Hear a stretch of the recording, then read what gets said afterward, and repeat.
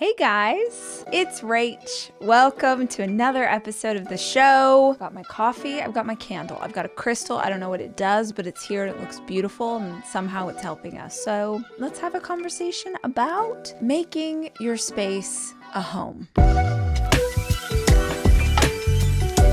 Making your space feel more comfortable. Your bedroom, your entire apartment, a house, your car, your cubicle at work, any space that you spend a ton of time in is worth investing some intention in. So we want to make sure that we're setting ourselves up the best that we can, that whatever space we can control is for us. The way that we set up our home is self-care. What I hope to do in today's episode is help you create a happy place that starts with what makes you happy, and then you'll watch that permeate through your kids if you have them, or through friends, or through people that you invite in. It really is a beautiful thing. The number one thing, costs zero money, that I think will make any space feel better is air.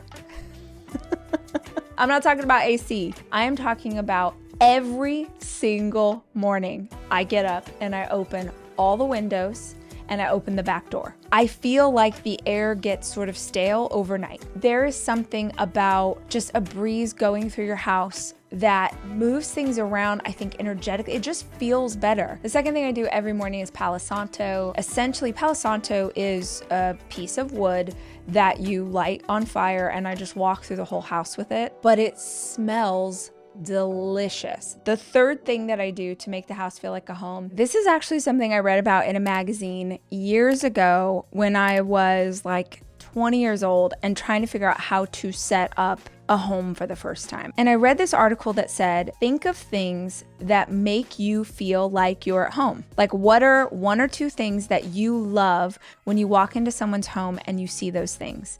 I had three things. And if you walk into my home today, you will know that those three things are everywhere. Our framed family photos, books, and candles. Those are my three things. They are everywhere. But for this one, I want to talk about framed family photos. So when you come into my home, you will see my kids through the ages. It's me doing things that I'm really proud of. So it's like a framed picture of me crossing the finish line at my first marathon, me skydiving, swimming with sharks, jumping on the Great Wall of China. Like, these were iconic moments in my life. And you'll have your version of that. It doesn't have to look like swimming with sharks. That was bananas. But I'm sure you have a moment, could be like giving birth to your baby or walking across the stage when you graduated, of something that you're proud of. And I think those should be on display. I think those moments where we've achieved something where we're like, yeah, that's who I am, that should be shown. The one thing I wanted to add to framed photos that I think is really, really important is you should have framed photos of yourself as a child. This is especially important for anybody who's doing therapy, for anyone who's doing inner child work, because every time I see those pictures of baby Rach, I send her love. I take a minute, I imagine that me at 40 is holding her at 3 years old and comforting her in that moment. I also have a lot of pictures of my closest loved ones, my guardian angels who are no longer here. I have a lot of framed pictures of my grandma and grandpa who I was very close with. And I have a lot of framed pictures of me and my brother as little kids. I'd also recommend that you change photos out regularly. The pictures that I had framed from 10 years ago are not the same ones that I have today. I think too, for those of you listening to this who are working parents and it's hard and you're doing the damn thing, but there are days where you feel exhausted, having framed pictures of something that your hard work and dedication has allowed your family to enjoy is really important. A lot of the pictures in my home are us on family vacation. The family vacation happens because of how hard I work. So I love the reminder of like, oh yeah, this is what it's about. This is why I'm doing what I'm doing. My next thing, I feel like a bunch of you are totally gonna be on board with this, is candles. That's because I like a good smelling house and I'm very picky about what candles I use, wanting to make sure that they're natural, that there's nothing in them that's like bad for us, but also that just make the space smell delicious. The piece of advice I wanted to give you for this that really helped me, have matches right next to the candle. As soon as I see the candle and I think, ooh, I'd like a candle moment, I can light it. I love it not just for the smell, but also because I think a flame is really beautiful. It makes me feel cozy even in the summertime. In the winter, I love an actual fire. It's maybe one of my favorite things. Number 5, a diffuser. I have those everywhere. There's one behind me right now in the office. You're like, whoa, you have a candle and a diffuser? Yeah,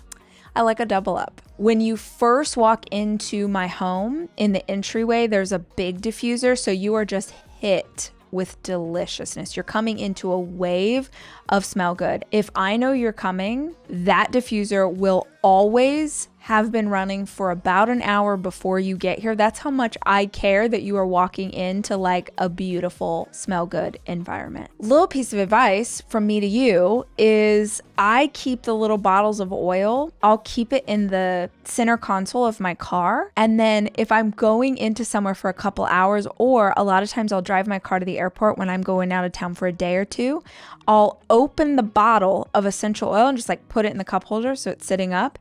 And when I come back to my car, my whole car will smell delicious. The 6th thing, plants. I have plants everywhere. Plants are amazing. They look beautiful. They make it feel more homey. And they also are filtering out your air. They're great. You want to research or go to a garden center and choose plants that are easy to keep alive. Some plants are very hard. Some plants are super easy. Get yourself 10 snake plants and realize that you are the queen of keeping plants alive. If you kill a snake plant, you need to talk to somebody. It is real hard to hurt those plants. Set yourself up for success. Start with one easy to care for plant, keep it alive, feel great about yourself, add another. Now, maybe you're hearing this and you're like, I have a black thumb. I kill every plant I get. That happens. Some people can't grow a plant. Get a fake plant. Right over my shoulder, right here. This little cactus. And this thing. They're not real. And they're not real because this studio, when I'm not in it, I close very heavy drapes. There's no sunlight in here, so a plant would die. Same thing with my entryway. It's very dark in the entryway. So all 3 of the plants in the entryway are fake. And I researched today because I wanted to be able to speak to those of you who are thinking about a fake plant, but you're like, what's the point? I looked it up. Turns out they have proven that a fake plant improves your mood, helps your focus, helps all the things that a real plant does, except it doesn't filter the air. So if you can't keep a plant alive, get the benefits of the plant with the fake plant. Number 7, make sure that you have precious things out where you can see them and in use. Remember that Kool-Aid pitcher I told you guys about? Well, for years, it just sat at the top shelf in my pantry, and every time I saw it or every time I took notice of it, I would feel kind of bummed because I thought, man, that was so special to me when I was a little girl and I got it. My big sisters didn't get it and I'm not using it. So I found a use for that pitcher. I use it to water my plants and I use it to fill all of the diffusers with water that I told you about earlier. So every time I see it, I'm using it. Another example is my grandfather, who I was very close with, had a glass coffee carafe. It was a glass carafe and then it had a glass, it was like a percolator. I don't know if you guys have ever seen those. And then it had this glass top. I have used that glass pitcher for 15 years regularly for the longest time. Again, I had it put away. I didn't want it to get hurt. I think it might be the only thing of my grandpa's I have. So I didn't want it to get hurt and I kept it away. But then same thing. I was like, well, this is stupid.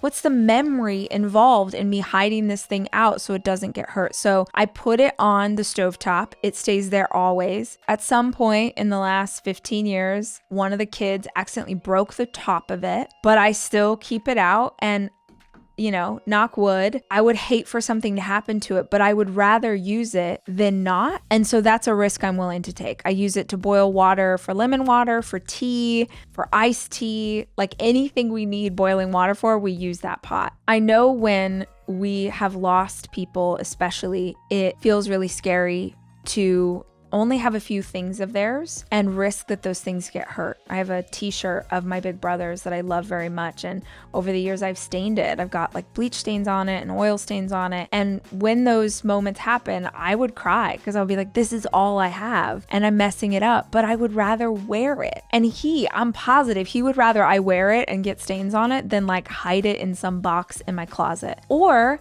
Your wedding china that you got and have never used, start freaking using that for dinner every day. Every day of your life is an opportunity to live your best life. Don't save, quote, the nice things for another day. Today is the only day you are guaranteed. So celebrate this life that you have by utilizing the things in it that are important to you. Hey parents, especially those of you who are raising big families like I am.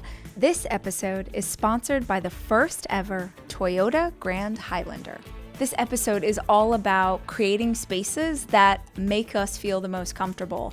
And if you are going back and forth to school drop-off, taking kids to and from sports practices or dance rehearsals, then you understand how important it is that the space you drive in takes care of you and your family. The Toyota Grand Highlander has incredible third row legroom. And if you've never been the baby of 4 kids and shoved all the way in the back, squished up into a ball, you don't understand why that's essential. But this is the key to the kids all the way in the back not complaining the entire time you're driving around. And look, we're parents, most of us are mamas. What I love about the Toyota Grand Highlander is that you're able to accommodate the whole family, but you're also in something that's really stylish and, well, grand. Learn more at toyota.com/Grand Highlander. The last thing, this is the 8th thing on my list, I always have music on in my house. Oftentimes during the day, I'll say, Alexa, play meditation music. It's the easiest command in the world. Meditation music sounds sort of like vibey spa music, but some days I feel a little bit more like a very specific genre. So I'll be like, play Beach Boys radio or play Gypsy King's greatest hits. Like depending on what I'm interested in or how the day's gonna shape up, I add a soundtrack. If I'm cooking, always there's gonna be music. If a guest is coming for the podcast, not only is there gonna be music, but there's gonna be vinyl. I'm that douchey about my music that if you walk in, I want there to be some vinyl playing. I have the most beautiful record player. I've got some favorite albums. Do I sometimes choose the song based on what I think the person coming over wants to hear? Yes, I absolutely do. It's just such a moment when someone walks in and they're like, oh, I love this song. And not only do they love the song, they go past the entryway and they see this incredible record player that's like playing this vintage record. Now that costs money. I'm not gonna lie. That being said, a bunch of people walk in, they're like, oh my gosh, who decorated this? And I'm like, what? Like I've had that couch for a decade. These are pillows from Target. Like there's nothing in the house that you can't plop onto and relax. There's nothing in my home that you can't spread out, grab a book and like read or chill or be calm. There's, guitars in every room. The whole thing is just set up so that no matter what room you go to, you feel at home. And I think like anything else, this is a practice. You have to make adjustments for what season of life you are in, but I would love for you to consider starting in just one area of your house. And it can be as simple as like asking yourself that question. What are things when you see them in other people's homes that make you feel calm? They make you feel like you're at home, and see if you can incorporate that without spending money into some space in your life right now today. I hope that this idea was helpful or you got at least one thing out of it that you want to try. If you dug this episode, will you send it to someone that you think would dig it too? Just consider however you found the show for the first time and share it in the same exact way, whether that was social or someone text you. I would love it if you'd help me get the word out. I will be back soon with more information. And as always, I want to remind you guys, I love you and I'm rooting for you.